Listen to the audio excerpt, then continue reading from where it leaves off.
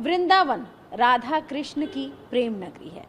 हमेशा भगवान कृष्ण के नाम का भजन यहाँ गूंजता रहता है और राधा रानी के जयकारे लगते रहते हैं। साल भर यहाँ लाखों श्रद्धालु दर्शन के लिए आते हैं और हमेशा ये चर्चा का केंद्र भी रहता है। लेकिन इस बार वृंदावन चर्चा का केंद्र बना है। खबरों में प्रेमानंद महाराज की जो रात्रि पद यात्रा है, पद दर्शन है, उसके कारण चर्चा का केंद्र बना है। NRI ग्रीन्स जो कि यहीं पर वृंदावन में सोसाइटी है, वहाँ के लोगों ने उनकी पद यात्रा का विरोध किया है और खास तौर से इस बात का विरोध किया है कि रात में जब दर्शन के लिए उनके श्रद्धालु जब उनको देखते हैं तो ढोल नगाड़े और बहुत आतिशबाजी होती है, शोर शराबा होता है और सड़कों का बैरिगेटिंग हो जाता है। तो इस तरह की तमाम बातें वहाँ के लोगों की कहनी है। लेकिन संतों की इस पर क्या राय है वो भी जान लेना बेहद ज़रूरी हो जाता है, क्योंकि ये भी एक संत से जुड़ा हुआ मुद्दा है। तो ऐसे में हमारे साथ आचार्य बद्रीश जी जुड़ रहे हैं, महाराज जी जुड़ रहे हैं। सर, आपका महाराज जी TV9 पर स्वागत है। महाराज जी, जिस तरह से प्रेमानंद महाराज की जो रात्रि पद यात्रा है उसको लेकर वृंदावन जो है वो बिल्कुल अब चर्चाओं का केंद्र बन गया है, आप इसको कैसे देखते हैं, इस पूरे मुद्दे को? चर्चा तो जब से प्रेमानंद जी की दर्शन यात्रा प्रारंभ हुई है, धीरे धीरे बढ़ते बढ़ते आज विश्व स्तर पर हो चुकी है। क्योंकि हमारे यहाँ गोस्वामी तुलसीदास जी ने लिखा है, संत के दर्शन मात्र से पापों का निवारण हो जाता है, संत दरस जिमी पातक टरई। लेकिन जहाँ तक मैं समझता हूँ कि अधिकांश संतों के दर्शन करने के लिए लोग जाते हैं। हमारे यहाँ देवराह बाबा थे, पल्ली पार मंच पर रहते थे। प्रधानमंत्री, मुख्यमंत्री, बड़े बड़े राजनेता और बड़े बड़े पदाधिकारी उनके दर्शन करने के लिए आते रहते थे। लेकिन इनकी पदयात्रा के दौरान जो दर्शन इनके द्वारा कराया जा रहा है वो भी अपने आप में है तो अद्भुत और अनूठा। परंतु देखा जाए तो हमारे वृंदावन की जो भावना है उसमें इस प्रकार के हु अल्लाह की आवश्यकता नहीं है। क्योंकि जिस प्रकार से रात्रि 2 बजे ये दर्शन देने के लिए अपने आवास से अपने साधना कक्ष तक जाते हैं, बड़ी संख्या में श्रद्धालु इसीलिए आते हैं कि ऐसे महापुरुषों का दर्शन आज दुर्लभ हो गया है। लेकिन उसके कारण रात्रि में जो हुअल्ला मच रहा है और जिसके कारण लोग बाग परेशान होकर के यहाँ तक कि एक आंदोलन जैसा रूप लेने लगे हैं, तो ये लगता है कि रात्रि में उनके द्वारा जो व्यवधान हो रहा है लोगों की अपनी सुख चैन में, क्योंकि वो अकेले ही संत और साधक नहीं हैं, यहाँ जो भी रहता है वो सभी साधना में लीन रहने वाले लोग हैं। यहाँ तक कि मैं समझता हूँ कि हमारे यहाँ तो जो लताएं हैं, पौधे हैं, पेड़ हैं, वो भी सब ऋषि मुनि हैं और वो सब भी साधना करते हैं। तो रात्रि में यदि कोई इस प्रकार का व्यवधान होता है तो उनको भी दिक्कत आती होगी, जिस तरह से जब आम लोगों को हो रही है। तो इसका विशेष ध्यान रखा जाना चाहिए था। लेकिन अब महाराज श्री के द्वारा जो घोषणा कर दी गई है, इससे लोगों को राहत मिली है और अब वो कुछ दिनों तक अस्वस्थ भी हैं और भीड़ वास्तव में ज़्यादा बढ़ रही थी। मैं उनके इस निर्णय का स्वागत करता हूँ। आज लेकिन जिस तरह से तड़के 4 बजे महाराज जी ने पद यात्रा निकाली, बहुत शांतिपूर्ण ढंग से उन्होंने वो यात्रा निकाली। पहले वो अपने निवास स्थान से लेकर जहाँ वो आश्रम तक जाते हैं और साधना करते हैं, वहाँ तक वो पूरी पद यात्रा करते थे। लेकिन आज सिर्फ 100 मीटर पहले वो गाड़ी से उतरे, क्योंकि बहुत सारे श्रद्धालु वहाँ पर थे तो उन्होंने उनको दर्शन भी दिए और फिर वहाँ से वो गए। तो एक तरफ ये निर्णय था कि अब दर्शन नहीं दिए जाएंगे और उसके बाद फिर वो उन्होंने एक तरीके से दर्शन फिर भी अपने श्रद्धालुओं को दिए। उसे कैसे देखते हैं? अब 100 मीटर में दो या किलोमीटर में दो, ये दर्शन देने की इतनी आवश्यकता है ही क्यों? जिसे दर्शन करने हो फोटो में कर लेगा, मन में कर लेगा। जब लोगों को परेशानी है तो उसको समझना चाहिए उनको। जहाँ तक मैं समझता हूँ, हमारी साधना के क्षेत्र में 3 प्रकार की आकांक्षाएं शास्त्रों में बताई हैं: लोकेशना, वित्तेशना और पुत्रेशना। लोकेशना उसको कहते हैं कि अपने आप को लोक प्रसिद्धि में डाल देना, अपने आप को प्रसिद्ध करना। और वित्तेशना माने धन की इच्छा, बहुत ज़्यादा धन एकत्रित हो जाए। पुत्रेशना माने अपनी संतति बढ़े। तो एक हमारे यहाँ संत हैं गोवर्धन में, उनका नाम है बाबा सिया रामदास जी महाराज। प्रतिवर्ष बहुत बड़ा ब्रजवासियों का भोज होता है उनके यहाँ, अभी भी 10, 11, 12, 3 दिन का बहुत बड़ा, पूरे ब्रज से हजारों की संख्या में वहाँ पर श्रद्धालु आते हैं। वो ना तो पैर छूने देते, ना अपनी कोई उन्होंने वेशभूषा ऐसी बनाई है को कोई आकर्षण हो उसमें। एक साधारण सी वह वो जैकेट पहनते हैं, हल्का सा आंचला लगाते हैं। और हमने कहा महाराज जी ये खबर जरा उसमें निकाल दें क्या, अपने धर्मरक्षा संघ के उसमें। तो बोले शास्त्री जी हमारे यहाँ 2 प्रकार के संत होते हैं, एक छपने वाले, एक छिपने वाले।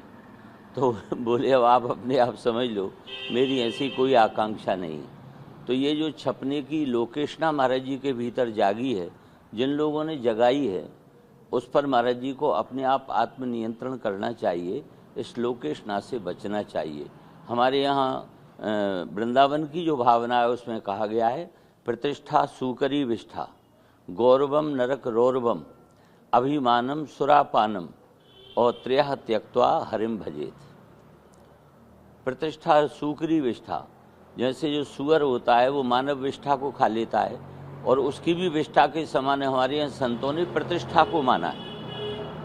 और गौरवम नरक रौरवम, अपने आप को गौरवान्वित होना, कहीं पर गौरव प्राप्त करना, सम्मान प्राप्त, बोले ये रौरव नरक के समान है। और अभिमानम सुरापानम, अभिमान करना संतों के लिए, साधकों के लिए मद्यपान के समान है। इसीलिए इन तीनों का परित्याग करके संतों को भगवान का भजन करना चाहिए। तो ये जो कुछ भी हो रहा था, थोड़ा प्रदर्शन इसमें ज़्यादा ही हो गया था। प्रदर्शन की आपने बात की, हमने NRI ग्रीन्स के लोगों से भी बात की। उन्होंने कहा कि हमारे को पदयात्रा से समस्या नहीं है, ऐसा उनका कहना है कि ये शांतिपूर्ण ढंग से हो तो कोई दिक्कत नहीं है। लेकिन आपने जैसे कहा कि वो इस वक्त प्रसिद्धि पर भी हैं, अपने चरम पे हैं प्रसिद्धि के, उनका दर्शन के लिए बहुत सारे खिलाड़ी भी आते हैं और विराट कोहली भी आए, उनकी धर्मपत्नी अनुष्का शर्मा भी आई जो कि एक बॉलीवुड स्टार हैं। तो बाबा जी की प्रसिद्धि लगातार, लोकप्रियता बहुत लगातार बढ़ी है, ये भी एक कारण हो सकता है। हाँ, इस लोकप्रियता से संतों को बचना चाहिए। वैसे तो एक बात मैं और बताऊं, संतों की साधना के अलग अलग रूप होते हैं। हमारे यहाँ भक्तमाल जब लिखी गई तो भक्तमाल की व्याख्या में उनके व्याख्याकार ने लिखा, गाऊं राम नाम पे न पाऊं भक्त दाब को। बोले मैं भगवान की महिमा को गा सकता हूँ, परंतु भक्तों की महिमा को नहीं गायन कर सकता हूँ। और हमारे यहाँ लाला बाबू का मंदिर है। लाला बाबू ने मृत्यु से पूर्व ये कहा कि मेरे शरीर को कंधों पर न ले जाया जाए, घसीटते हुए ले जाया जाए, ताकि ये ब्रजरज मेरे शरीर से लगी रहे। एक संत की भावना हो गई। अब दूसरा संत कहता है कि मेरा प्राणांत के बाद में जीते जी भी वृंदावन से बाहर नहीं जाऊंगा, और मृत्यु के उपरांत मेरा संस्कार यहीं पर हो, कहीं ऐसा ना हो कि घर वाले मुझे अपने पैतृक स्थान गांव में ले जाएं। तो ये उनकी भावना है।